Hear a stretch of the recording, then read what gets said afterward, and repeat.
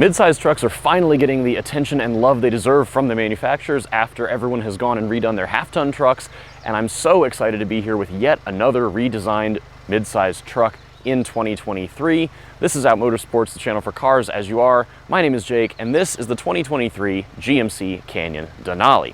Now, everyone knows that GMC and Chevrolet are, of course, cousins, but the GMC Canyon offers a few things that the just redesigned Chevy Colorado does not. So this is the top trim Denali. This one in particular is what you get if you want the nicest version of the Chevy Colorado and GMC Canyon. This is going to be your most luxurious model. So let's run through what is different about this GMC Canyon Denali and then show you a quick interior tour. And then of course we'll get it on the road and talk all about how it is to drive.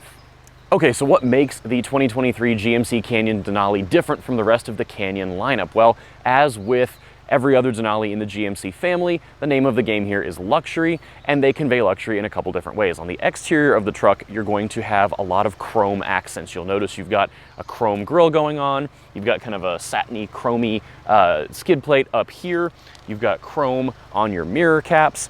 Looking down here, you've got standard running boards, which is nice because this truck also has a factory 2-inch lift on it. Now, this one is also on some all-terrain tires. They are a Bridgestone Dueler AT, so pretty typical all-terrain tire there. And then as far as other things going on with the Canyon Denali, you've also got standard LED running lamps, headlamps, fog lamps, and tail lamps out back.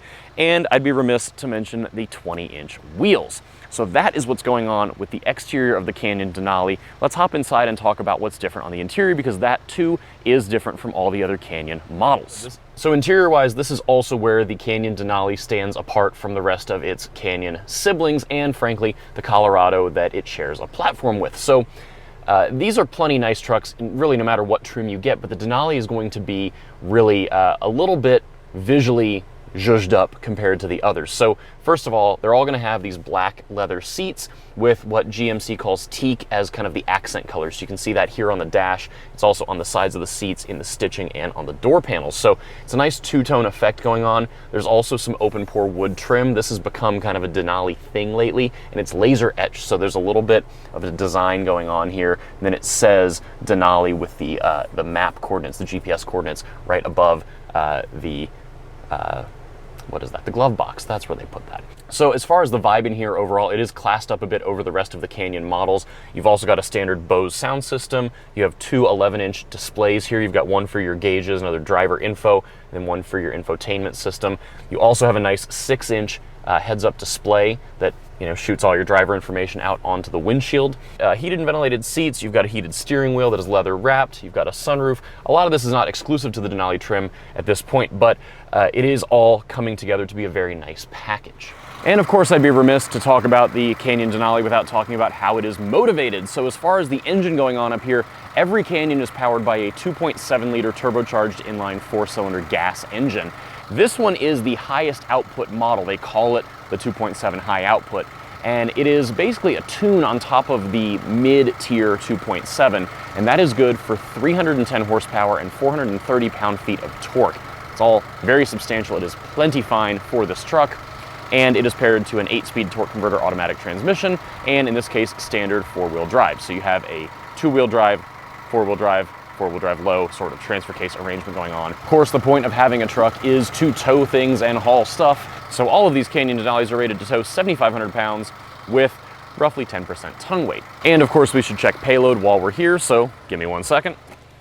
And payload of this particular Canyon Denali is rated at 1,314 pounds, which is actually pretty good. That is on par with a lot of half-ton trucks, and that is a smaller package, which is great because it means if you're towing a trailer and you've got, 700 pounds of tongue weight on the back, you've actually got usable payload in here for the sake of hauling more people or more things in the bed.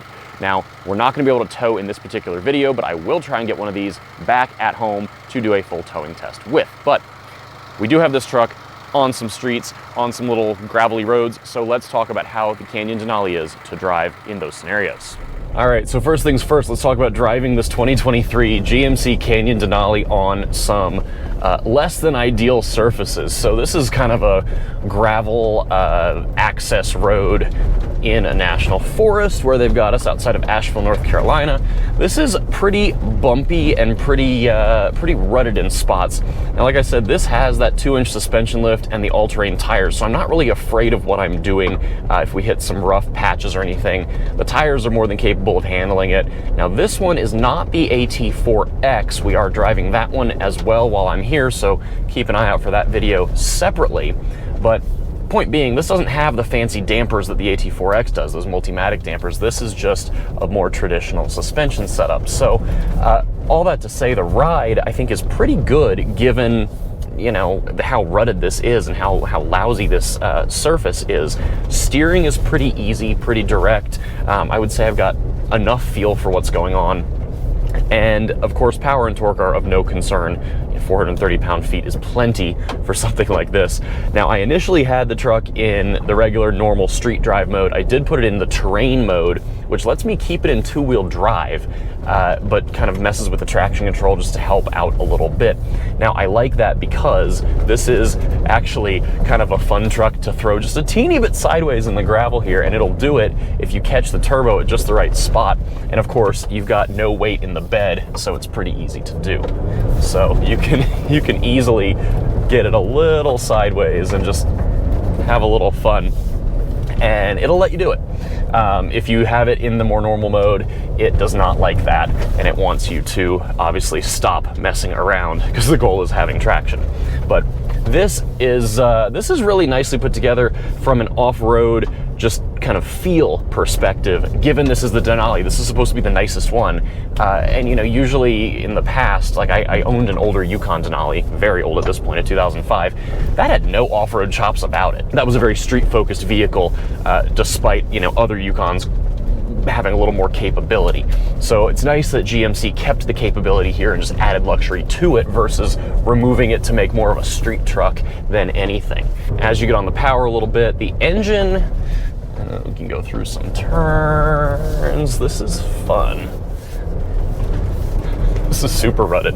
This is like, I don't know. Yeah, this is super rutted, but it's fun.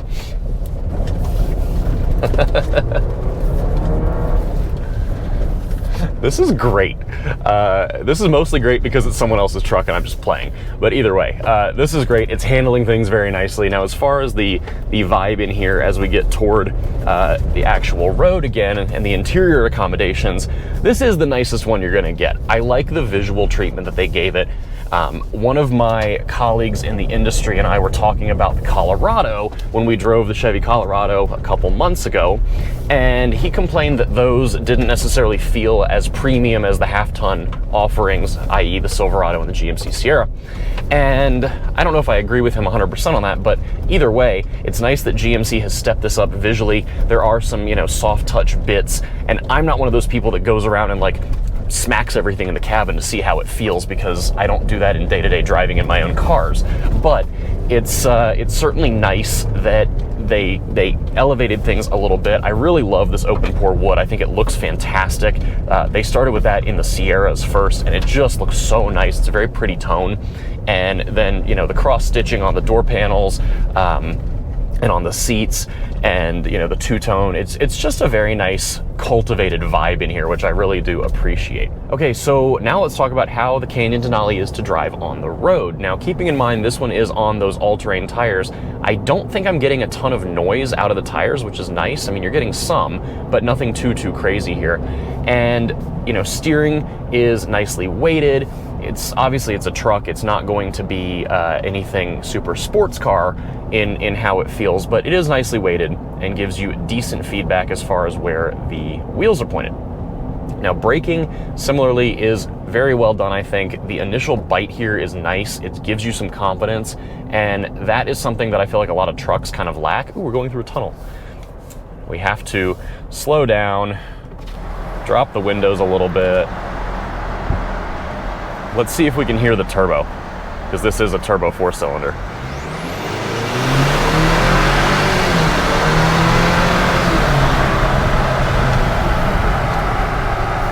Go up, window.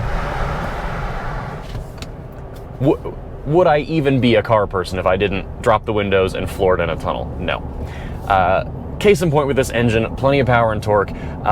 It sounds good. When I drove the Colorado, and I'm sure GMC is just seething that I keep comparing this, but like they're twins. When I drove the Colorado, I thought the Colorado was very well done, but the engine came across as almost a little diesel-y mixed with a coffee grinder in its sound. I really didn't love the sound of it, and this does not sound like that.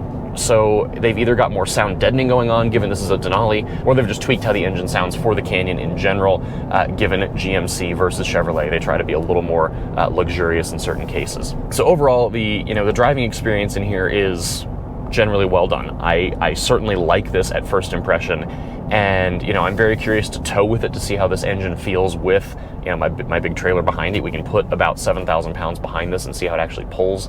It's got plenty of wheelbase to do it.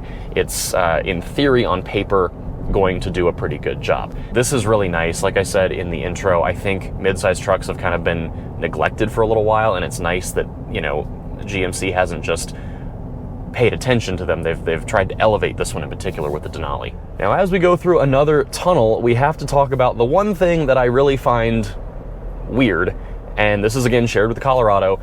The headlights in this truck are automatic, but the headlights are also controlled through a button on the touchscreen. I hate it. I don't know why a critical safety component is in a touchscreen. I know GMC and Chevrolet are not the first people to do this. I just think it's a bad idea. I control the headlights manually all the time when I'm driving, if I'm in bad weather, if I'm towing, if I simply want better visibility on a road trip, and burying them in a touchscreen, despite it being the first layer where there's just a little headlight icon right here. You have to take your eyes off the road, you have to aim perfectly at the little icon. Auto headlights, I do not like them, Sam I am, but it kind of is what it is, so if that's the worst thing there is to say about this truck, then like, okay. But in general, I really like what they've done. The Denali is a very nice option to have. It is not the end-all be-all. You don't have to get the Denali to get a nice version of the GMC Canyon. The lower trims are also quite nice. So definitely think it's worth checking out if you like the vibe for the interior, if you like all the chrome trim. It's all worth considering. But I would encourage you to check out the other trim levels as well, because one of those may also suit your needs.